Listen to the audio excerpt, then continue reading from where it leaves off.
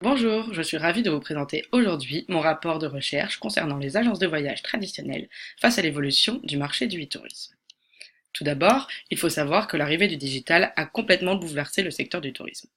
On insiste donc à une montée en puissance de nouvelles offres de prestations touristiques en ligne. Cela impacte alors les agences traditionnelles avec une concurrence de plus en plus rude. Le consommateur doit lui aussi s'adapter à ces évolutions. Enfin, bien que le e-tourisme présente de nombreux avantages, une part importante des voyageurs se rendent encore dans les agences de voyage. À travers ce rapport de recherche, nous allons donc nous intéresser de plus près à ce sujet. Nous allons tout d'abord faire une brève introduction afin de mieux comprendre le contexte.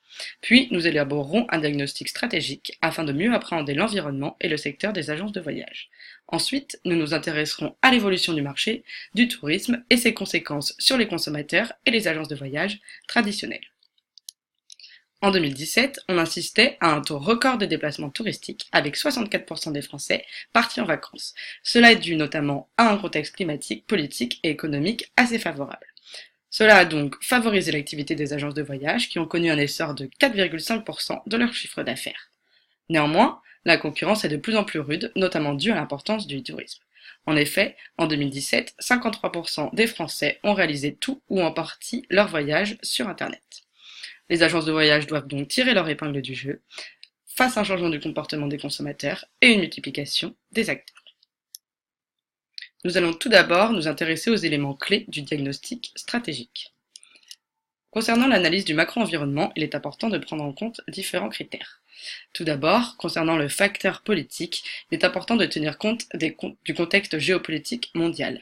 En effet, les instabilités politiques, les guerres ou encore les menaces terroristes peuvent entraîner une baisse de la demande vers certaines destinations due à un sentiment d'insécurité des voyageurs. La mondialisation et la facilité de circulation des hommes est, lui, un facteur favorisant les flux touristiques. En ce qui concerne l'économie, les agences de voyage sont soumises à des contraintes économiques telles que la fluctuation du taux de change ou le coût du pétrole impactant le prix des transports aériens.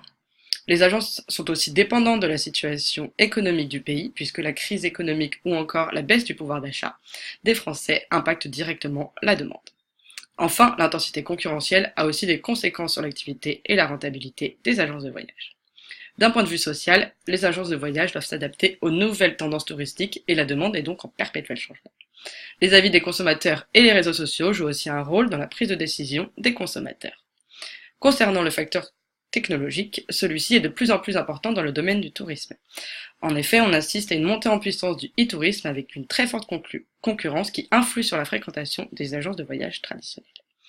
L'évolution d'Internet entraîne aussi une désintermédiation des acteurs puisque les consommateurs achètent directement aux producteurs.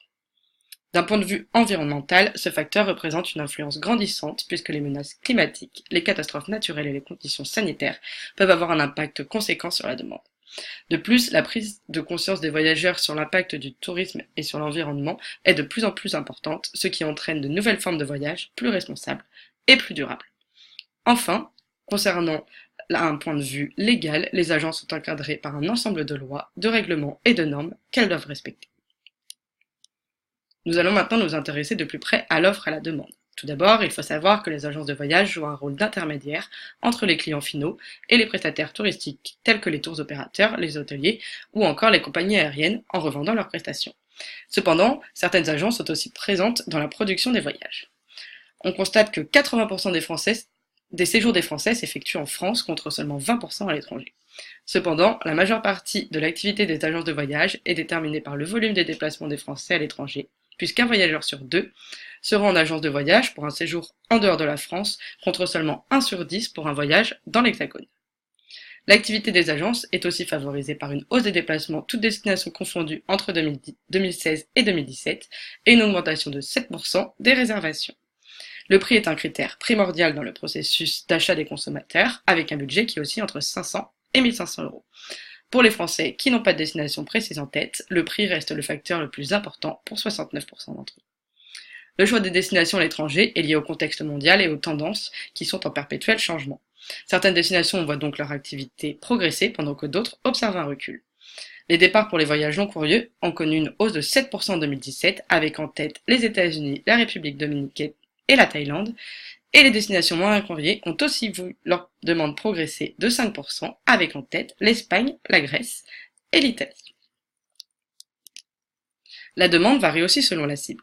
On distingue les individuels des groupes. Il faut savoir que le tourisme de groupe ne touche que 11% des Français, mais 60% des réservations se font via des agences de voyage. On dissocie également le tourisme de loisirs et le tourisme d'affaires. Concernant la clientèle loisir individuelle, il est possible de la segmenter selon divers critères sociodémographiques, géographiques ou comportementaux. On peut alors distinguer 5 grandes catégories: les familles, les couples, les groupes d'amis, les seniors et les solos. Nous allons maintenant nous intéresser à l'analyse concurrentielle. Pour analyser la concurrence sur le marché des agences de voyage, il est primordial d'étudier différents acteurs. L'intensité concurrentielle est relativement importante, avec environ 4000 agences de voyage en France, dont un tiers en Île-de-France. La majorité des agences de voyage proposent des offres similaires et vendent le même type de prestations, ce qui rend la concurrence encore plus intense. Concernant la menace des nouveaux entrants, celle-ci est forte, notamment due à l'évolution du e-tourisme. La présence d'Internet rend les barrières à l'entrée encore plus faibles dans le domaine du tourisme, avec des agences de voyage en ligne proposant des prix très compétitifs. La menace de substitution est une grande concurrence, puisqu'on assiste à une désintermédiation des prestations touristiques. De plus en plus de consommateurs réalisent et réservent leur voyage sur Internet, sans passer par les agences. Le pouvoir de négociation des clients est plutôt limité, puisque les consommateurs ne peuvent pas négocier les prix et les conditions de vente. Cependant, la volatilité de la clientèle est très importante, notamment avec l'essor d'Internet. Le pouvoir de négociation des fournisseurs est lui important, puisque les agences sont dépendantes des différents prestataires. Cependant, la grande diversité des acteurs touristiques permet aux agences de voyage de jouir d'un large choix de fournisseurs. Il faut donc retenir que le tourisme est un marché porteur avec des flux touristiques de plus en plus importants. De ce fait, la demande se multiplie et se diversifie en suivant les nouvelles tendances et en s'adaptant au contexte mondial. On assiste à une véritable évolution du secteur touristique avec la révolution numérique qui a entraîné une modification des acteurs. Avec l'essor du e-tourisme, les agences de voyage traditionnelles voient la concurrence s'accroître fortement. On peut donc s'interroger sur l'avenir des agences traditionnelles et sur la place de ces dernières dans cette révolution digitale. Nous allons maintenant passer à la synthèse de la revue de littérature. Tout d'abord, concernant la montée en puissance d'Internet dans le secteur du tourisme, il est important de noter qu'Internet a révolutionné le quotidien des Français, avec en 2017 plus de 45 millions d'internautes et 73% d'entre eux connectés quotidiennement. Avec l'essor d'Internet, on assiste alors à la naissance du commerce en ligne. Aujourd'hui, le tourisme représente le premier secteur du e-commerce avec 44% des parts de marché. Le comportement des consommateurs dans leur réservation de voyage a alors évolué. En 2017, l'online a dépassé pour la première fois le offline, avec 53% des Français réservant leur séjour sur Internet et 4 consommateurs sur 5 qui ont préparé leur voyage en amont sur Internet. Les clientèles recherchent principalement des prix attractifs et 64% des internautes réservent même très en avance pour bénéficier des meilleurs tarifs. Avec l'évolution du numérique, on assiste aussi à l'émergence des réseaux sociaux ayant un impact sur la consommation touristique. Un Français sur 4 admet être influencé par les publications partagées sur ces plateformes. Et on assiste aussi à une montée des sites d'avis en ligne qui sont eux aussi de plus en plus plébiscités par les internautes, puisque 3 Français sur 5 consultent les avis en ligne des autres voyageurs avant d'effectuer une réservation. Le e-tourisme a donc un impact conséquent sur les agences de voyage traditionnelles. Tout d'abord, avec un Français sur 2 réservant en ligne, les agences de voyage ont vu leur fréquentation diminuer. On insiste à une concurrence des agences en ligne qui pratiquent des prix très bas, notamment dus à des charges moins importantes que les agences traditionnelles. Pour faire face à l'accroissement de cette concurrence, les agences de voyage vont alors modifier leurs offres et leurs services. Certaines ne sont pas forcément plus compétitives en termes de prix. Et du coup, on favorisait le contact client en employant du personnel plus qualifié. Face aux offres low cost, d'autres ont renouvelé leur activité vers des prestations plus haut de gamme et ciblant des voyageurs avec un plus haut pouvoir d'achat et donc plus attrayant pour leur chiffre d'affaires. Avec Internet, les voyageurs ont aujourd'hui à leur disposition des outils qui étaient auparavant réservés aux agences de voyage, ce qui entraîne une désintermédiation des acteurs et une baisse de l'intérêt des agences de voyage pour les consommateurs. On insiste aussi à un réel changement concernant le comportement des consommateurs. En effet, aujourd'hui, la moitié des clients se rendent en agence beaucoup plus informés et avec une idée plus précise de ce qu'ils recherchent. Les internautes sont aussi devenus des experts de la comparaison. Malgré l'importance d'Internet dans le secteur du tourisme, les agences de voyage traditionnelles n'ont tout de même pas dit leur dernier mot. Un Français sur 5 sollicite encore les agences de voyage et cela s'explique par plusieurs avantages dont jouissent les acteurs traditionnels. Leur atout principal est la connaissance et les conseils. En passant par une agence de voyage, le consommateur s'assure d'être bien orienté et renseigné sur son futur voyage grâce à des professionnels qualifiés. Le deuxième succès est l'accompagnement des voyageurs, de la préparation du voyage jusqu'à leur retour. Cela permet aux consommateurs d'être à l'abri d'erreurs et de ne pas se retrouver seuls en cas d'imprévu ou de problèmes notamment. L'offre personnalisée est aussi un point positif. En effet, une part importante des voyageurs cherchent à se démarquer en créant leur propre voyage et les offres en ligne ne répondent pas vraiment à ce genre de demande. Un gain de temps est aussi un argument au profit des agences traditionnelles. Sur Internet, le consommateur perd beaucoup de temps à rechercher des offres correspondant à ses attentes et les agences de voyage peuvent s'occuper des différentes tâches administratives à la place du client. La facilité de paiement est un autre avantage puisqu'en se rendant en agence, les clients s'assurent que les transactions sont correctement effectuées et les moyens de paiement sont plus variés que sur Internet. Enfin, grâce au contact direct avec la clientèle, les agences de voyage jouissent d'un plus fort taux de fidélisation que les acteurs en ligne. Il est aussi important de noter l'évolution de la demande touristique. En effet, la demande sur le marché du tourisme évolue constamment afin de s'adapter au contexte mondial et aux tendances. Aujourd'hui, il est possible d'observer certaines tendances se dessiner. L'une des plus grandes tendances est l'intérêt grandissant des consommateurs pour les voyages sur mesure, avec une progression constante de 15%. À travers cette demande, les Français sont en quête d'inédits, de découvertes et d'une certaine flexibilité. De plus, ces offres ciblent essentiellement un public avec un pouvoir d'achat assez élevé.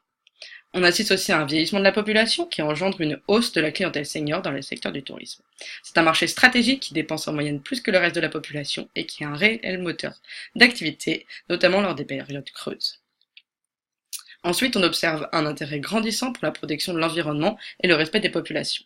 Le tourisme durable se développe avec 75% des Français déclarant souhaiter des voyages plus responsables. L'écotourisme ne représente aujourd'hui qu'1% du marché, mais jouit d'une progression annuelle de 20%, notamment avec la jeune clientèle. La durée de séjour diminue également, mais à une fréquence plus importante, laissant place aux city breaks, qui sont des séjours urbains n'excédant pas 4 nuits sur place. Cela est favorisé par l'explosion des offres en termes de transport, l'augmentation du temps libre des Français et des offres très attrayantes en termes de prix. À travers ces city breaks, les voyageurs recherchent principalement une coupure avec le quotidien et un dépaysement. La révolution numérique et l'évolution du marché touristique présentent donc de nombreux avantages pour les agences de voyage, avec des nouveaux moyens de communication, une clientèle plus renseignée et prête à dépenser plus, ainsi que l'apparition de nouvelles tendances favorables au flux touristique. Cependant, des menaces apparaissent également avec une intensité concurrentielle importante des agences de voyage en ligne, une désintermédiation des acteurs, un rôle des agences traditionnelles moins évident et des voyageurs experts de la comparaison. Dans ce contexte, on peut alors s'interroger sur les stratégies adoptées par les agences de voyage traditionnelles pour faire face à l'évolution du marché du e-tourisme. Pour conclure, malgré la révolution du marché, le nombre d'agences est resté stable et 61% des agents de voyage se disent confiants pour l'avenir. Cela s'explique par les avantages que présentent les agences de voyage face à Internet. Elles ont donc tout à gagner en mettant en avant leurs atouts pour contrer les faiblesses que présente le e-tourisme. Les agences traditionnelles doivent aussi surfer sur les révolutions digitales afin de s'adapter aux nouvelles demandes en ayant une présence multicanale pour valoriser leurs offres et une communication via les réseaux sociaux pour être au plus près de la clientèle. Pour perdurer, les agences doivent également adopter des outils optimisant la conception des voyages et l'adaptation à la personnalisation de la demande. Elles peuvent aussi proposer des formations et pratiquer des veilles informationnelles et concurrentielles pour être toujours dans l'air du temps. Enfin, les agences de voyage traditionnelles peuvent s'adapter aux nouvelles tendances touristiques afin de fidéliser une plus grande part de la clientèle. De nombreuses stratégies commerciales ou de communication sont alors possibles pour répondre à l'évolution de la demande. Bien que nous sommes à l'ère du digital, les agences de voyage traditionnelles peuvent encore tirer leur épingle du jeu. Le contact humain sera toujours un atout majeur pour les acteurs du tourisme face à cette révolution technologique. Je vous remercie pour votre attention.